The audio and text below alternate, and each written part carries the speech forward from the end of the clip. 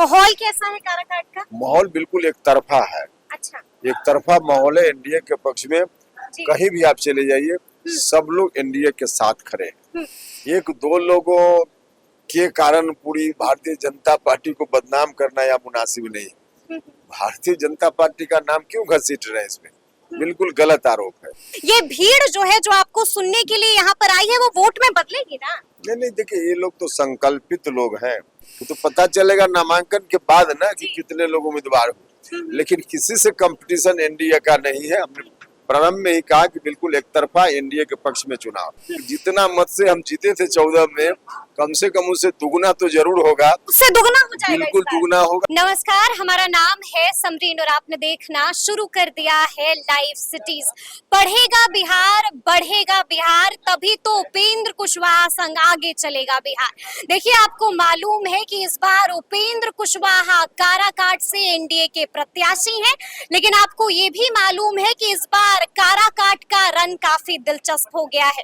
तो आज हम इसी मुद्दे पर सीधी बातचीत करेंगे उपेंद्र कुशवाहा जी से। सबसे पहले बहुत शुक्रिया बातचीत के लिए। बहुत धन्यवाद जी। कुशवाहा जी, हम देख रहे हैं कि गजब की भीड़ आई है आपको सुनने के लिए। क्या लगता है ये भीड़ जो है जो आपको सुनने के लिए यहाँ पर आई है वो वोट में बदलेगी ना? नहीं, देखिए ये लोग तो संकल्पित लोग हैं। और आप कहीं भी चले जाइए तो प्रधानमंत्री जी का जो काम है या बिहार की सरकार का काम है, या 14 से लेकर 19 तक हम भी रहे, लोगों की सेवा हमने भी की है, तो इन तमाम चीजों का असर है लोगों के ऊपर। इसलिए सभी जात धर्म के लोगों ने मन बना लिया है कि तीसरी बार नरेंद्र मोदी जी को प्रधानमंत्री बनाना है। तो स्वाभाविक रूप से भीड़ सिर्फ भीड़ नहीं है, सारे लोग मिलकर वोट देंगे, इन लोगों का संकल्प। माहौल कैसा है काराकाट का? माहौल बिल्कुल एक तरफा है। अच्छा। एक तरफा माहौल है एनडीए के पक्ष में।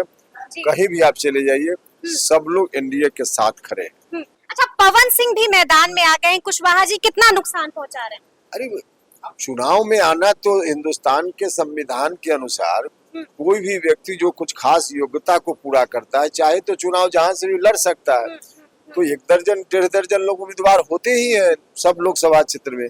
यहाँ से लोग उम्मीदवार हैं जिनको होना है या होने वाले हैं। उससे क्या फर्क पड़ता है? अच्छा, लेकिन चर्चा कई तरह की हो रही है। लोग ये बात लगातार कह रहे हैं कि बीजेपी ने ही पवन सिंह को कुशवाहा जी के खिलाफ खड़ा किया है। क्या सच्चाई है इसमें कुछ? नहीं, देखिए अब उसमें एक दो लोगों के कारण पूरी भारतीय जनता पार्टी को बदनाम करना या मुनासिब नहीं। भारतीय जनता पार्टी का नाम क्यों घसीट रहे हैं इसमें? बिल्कुल गलत आरोप है। बिल्कुल गलत आरोप है। क्या कोई बातचीत हुई है आपकी उनसे, पवन सिंह से? क्या चुनाव से पहले या चुनाव के बाद जब उन्होंने ऐलान किया कि नहीं, हमारी बातचीत कभी हमारी बातचीत नहीं।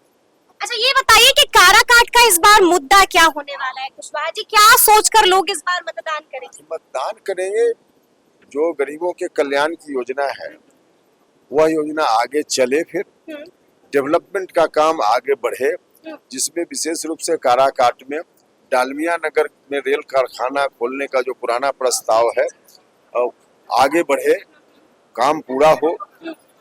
केंद्रीय विद्यालय देवकुंड में, वो के ब्लॉक के देवकुंड में जो केंद्रीय विद्यालय स्वीकृत है वह फिर खुले। लोगों की सिंचाई की कई परियोजनाएं लंबित है, वह हो।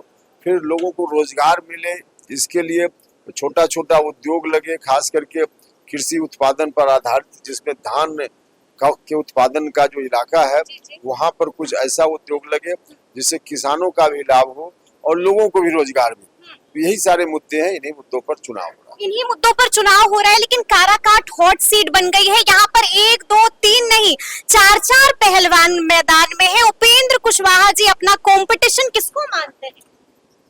4-5 क्या, अभी तो नॉमिनेशन हुआ नहीं। नॉमिनेशन होगा तब पता चलेगा। प्रमुख तो 15 है कि 20 है, नहीं अब वो तो पता चलेगा नामांकन के बाद ना कि कितने लोग उम्मीदवार हो। लेकिन किसी से कंपटीशन एनडीए का नहीं है। हमने प्रारंभ में ही कहा कि बिल्कुल एक तरफा एनडीए के पक्ष में चुनाव। अच्छा, आपकी अर्धांगिनी भी हम लगातार देख रहे हैं, स्नेहलता जी भी घर घर जा रही है और आपके लिए चुनाव प्रचार कर रही है। क्या स्नेहलता जी भी राजनीति में आने वाली? अरे ना, राजनीति में आने, अभी चुनाव प्रचार करने का मतलब राजनीति में आना थोड़े होता है। पति के लिए मोर्चा संभाल लिया है, अपना काम वो कर रही है और उसमें कोई राजनीति में आना ही चाहे तो उसको रोक थोड़े है। अच्छा। लेकिन ऐसा कुछ नहीं है, चुनाव प्रचार में आई है, कर रही है। अच्छा, एक आखिरी सवाल है कुशवाहा जी, क्या लगता है कितने मतों से इस बार जीत रहे उपेंद्र कुशवाहा काराकाट को? देखिए, मतों जितना मत से हम जीते थे 14 में, कम से कम उससे दुगना तो जरूर होगा। उससे दुगना हो जाएगा बिल्कुल इस बार? दुगना होगा। माहौल कैसा है काराकाट का? माहौल बिल्कुल एक तरफा है। अच्छा एक तरफा माहौल है एनडीए के पक्ष में। जी। कहीं भी आप चले जाइए, सब लोग एनडीए के साथ खड़े हैं। अच्छा, पवन सिंह भी मैदान में आ गए हैं, कुशवाहा जी कितना नुकसान पहुंचा रहे हैं? अरे, चुनाव में आना तो हिंदुस्तान के संविधान के अनुसार कोई भी व्यक्ति जो कुछ खास योग्यता को पूरा करता है, चाहे तो चुनाव जहां से भी लड़ सकता है। तो 1 दर्जन 1.5 दर्जन लोग उम्मीदवार होते ही हैं सब लोकसभा क्षेत्र में। यहाँ से लोग उम्मीदवार हैं जिनको होना है या होने वाले हैं जी। उससे क्या फर्क पड़ता है? अच्छा, लेकिन चर्चा कई तरह की हो रही है, लोग ये बात लगातार कह रहे हैं कि बीजेपी ने ही पवन सिंह को कुशवाहा जी के खिलाफ खड़ा किया है, क्या सच्चाई है इसमें कुछ? नहीं, देखिए, अब उसमें 1-2 लोगों के कारण पूरी भारतीय जनता पार्टी को बदनाम करना या मुनासिब नहीं। भारतीय जनता पार्टी का नाम क्यों घसीट रहे हैं इसमें? बिल्कुल गलत आरोप है। बिल्कुल गलत आरोप है। क्या कोई बातचीत हुई है आपकी उनसे, पवन सिंह से? क्या चुनाव से पहले या चुनाव के बाद जब उन्होंने ऐलान किया कि नहीं, हमारी बातचीत कभी हमारी बातचीत नहीं।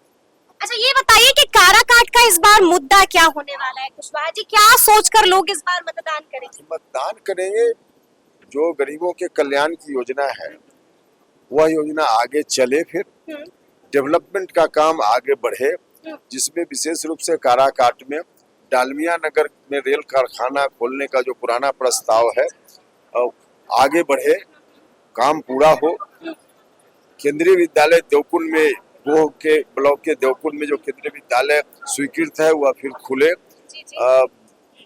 लोगों की सिंचाई की कई परियोजनाएं लंबित है, वह हो, फिर लोगों को रोजगार मिले, इसके लिए छोटा छोटा उद्योग लगे, खास करके कृषि उत्पादन पर आधारित, जिसमें धान के उत्पादन का जो इलाका है वहां पर कुछ ऐसा उद्योग लगे जिससे किसानों का भी लाभ हो और लोगों को भी रोजगार मिले। यही सारे मुद्दे हैं, इन्हीं मुद्दों पर चुनाव हो रहा है। इन्हीं मुद्दों पर चुनाव हो रहा है, लेकिन काराकाट हॉट सीट बन गई है। यहाँ पर 1, 2, 3 नहीं, 4 पहलवान मैदान में है। उपेंद्र कुशवाहा जी अपना कंपटीशन किसको मानते हैं?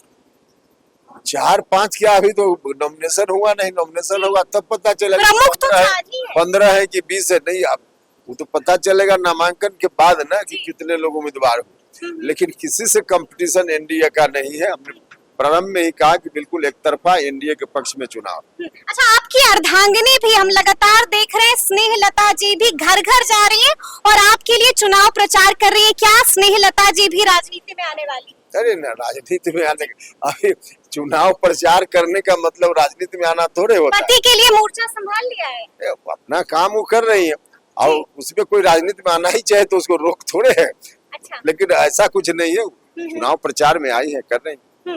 अच्छा, एक आखिरी सवाल है कुशवाहा जी, क्या लगता है कितने मतों से इस बार जीत रहे उपेंद्र कुशवाहा काराकाट को?